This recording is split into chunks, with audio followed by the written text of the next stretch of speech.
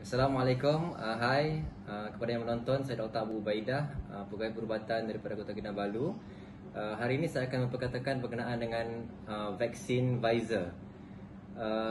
Isu vaksin Pfizer sangat hangat diperkatakan di semua platform media sosial masa kini. Kerana vaksin Pfizer merupakan salah satu vaksin yang dicipta menggunakan teknologi mRNA, di mana teknologi ini masih baru,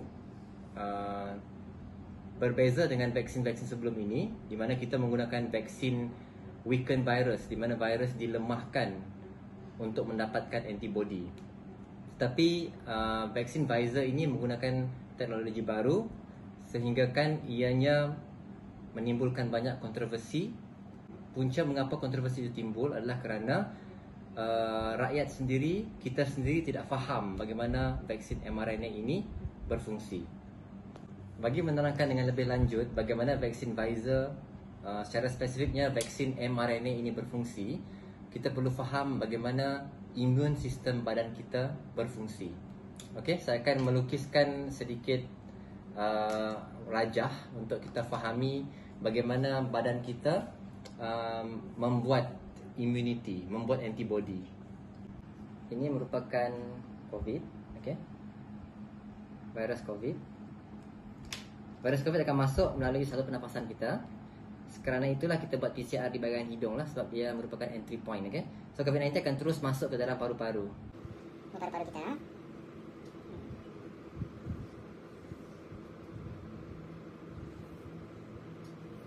Okey.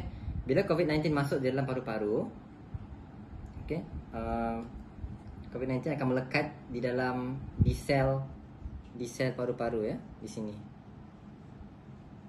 Okey. Bila dia masuk dalam sel paru-paru, dia akan mengeluarkan RNA-nya.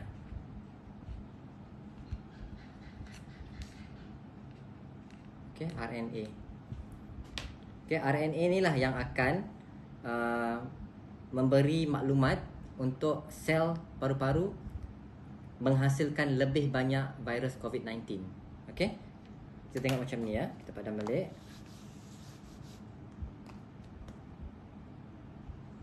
COVID masuk ke dalam sel. Ini sel paru-paru. RNA masuk ke dalam sini dan dia akan menghasilkan lebih banyak COVID-19.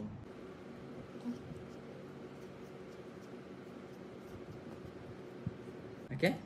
Apabila COVID-19 ini makin banyak, dia akan melekat di sel-sel yang bersebelahan dan akan menghasilkan lebih banyak COVID-19. Okey. Apabila banyak virus ini dalam badan, antibody badan kita akan cuba melawan virus ini. Kita punya imun sistem sangat baik, tetapi sangat lambat. Okey. Oleh kerana itu, apabila virus ini banyak dalam badan, kita akan mengalami demam, batuk sesama, sesak nafas, sakit tekak dan macam-macam lagi lah. Okey. Sistem-sistem COVID lah secara spesifiknya. Okey. So semasa kita sakit itu, badan kita akan menghasilkan antibody untuk membunuh virus lah. Okey. Ini adalah antibody untuk memegang spike virus. Okey.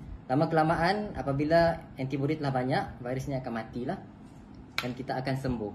Okey.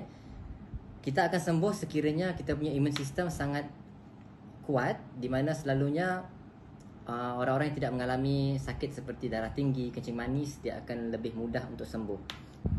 Okey, untuk melihat dengan lebih lanjut bagaimana vaksin mRNA ini membantu dalam pembentukan antibody, kita akan tengok di sini, ya. Apabila vaksin Pfizer, vaksin mRNA diberikan ke dalam badan, kita akan lihat ini adalah vaksin, ya. Ini adalah mRNA yang dimasukkan oleh COVID ke dalam sel manusia. Okey. mRNA ini akan memberi maklumat untuk sel badan kita membentuk lebih banyak COVID di dalam badan. Okey. Vaksin Pfizer pula, mereka telah mencipta satu mRNA yang hanya membentuk spike sahaja. Okey. Ini ialah mRNA Pfizer, okey. dia hanya memberi maklumat untuk untuk badan kita membentuk spike.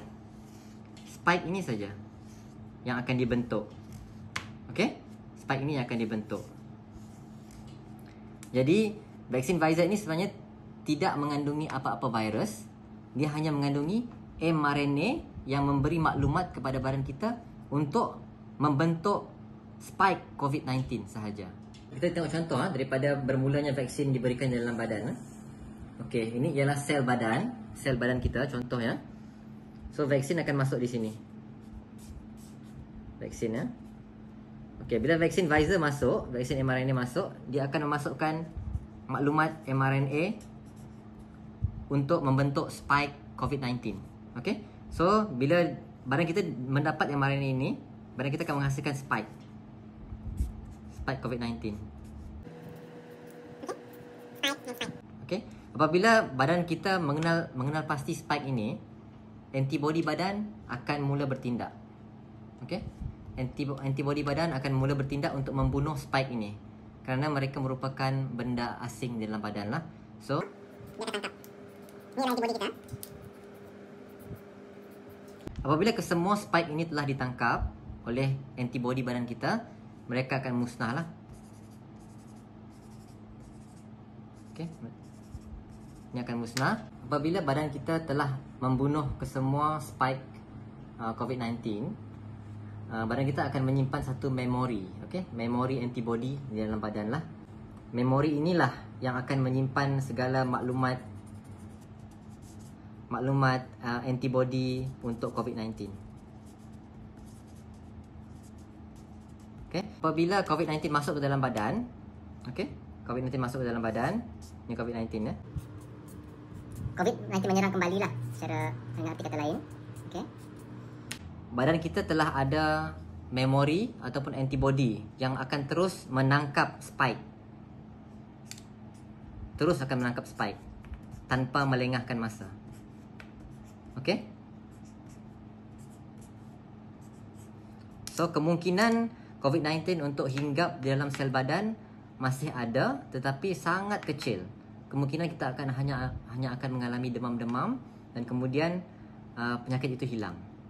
Dan kemungkinan tidak sempat pun untuk kita merebakkan COVID-19 kepada orang lain. Okey? Selepas divaksin, masihkah perlu kita mengamalkan norma baru?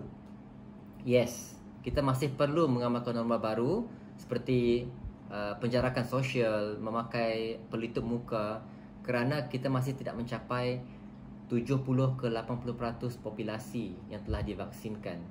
Selagi nombor peratusan ini tidak dicapai, kita tidak akan dapat mencapai imuniti kelompok tersebut. Okey, dari segi keberkesanan vaksin Pfizer ini,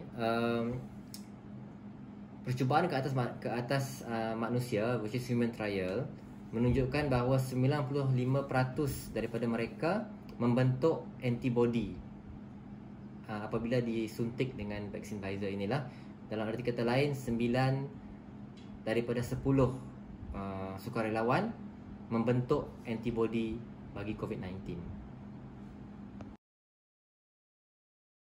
Kesan-kesan sampingan yang biasa dialami adalah sakit pada tempat suntikan, jantung berdegup kencang, demam. Okey, bagi vaksin Pfizer, mereka yang tidak disarankan untuk mengambil vaksin Pfizer ini adalah mereka yang mempunyai sejarah alahan yang teruk, seperti anafilaksis. Anafilaksis ini ialah situasi di mana alahan itu menyebabkan kegagalan pernafasan, sehingga memerlukan bantuan di hospital. Okey, mereka yang mempunyai sejarah alahan begini tidak digalakkan kerana di dalam vaksin Pfizer ini terdapat satu bahan yang dikenali sebagai polyethyl glycol, PEG, yang tidak diketahui kesannya kepada mereka yang mempunyai alahan. Tapi walau bagaimanapun, sekiranya mereka ini masih mahu untuk mengambil vaksin ini, hospital akan bersedia untuk membantu dan merawat sekiranya berlaku anafilaksis ini. Okey, bagi mereka yang mengandung, tiada kontraindikasi untuk mengambil vaksin Pfizer ini. Ianya adalah selamat, tapi dinasihatkan untuk mengambil ketika umur kandungan 14 minggu hingga 36 minggu. Mengapa kita letak jangka masa begini? Kerana pada awal kandungan, risiko keguguran dan morning sickness banyak berlaku. Jadi kita tidak mahu vaksin dikaitkan dengan simptom-simptom itu. Untuk 36 minggu ke bawah ke atas pula, selalunya proses kelahiran akan berlaku pada saat itu. So tidak sesuai untuk vaksin COVID-19 diberikan kepada ibu-ibu semasa proses kelahiran.